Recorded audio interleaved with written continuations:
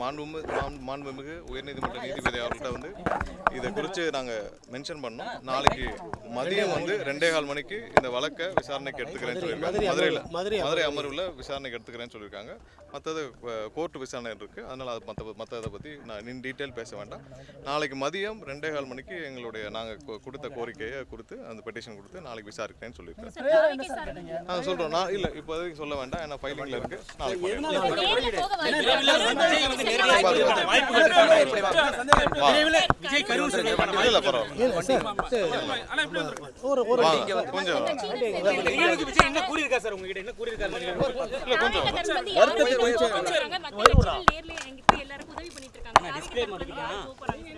இல்ல நாளைக்கு மதியம் 2:15 மணிக்கு மதுரை உயர்நீதிமன்றத்தில் விசாரணைக்கு வர உள்ளது. அதுக்கப்புறம் கண்டிப்பாக நான் வந்து எங்களுடைய கருத்தை வந்து நான் தெரிவிப்போம். நாளைக்கு மதியத்துக்கு மேலே தெரியும்.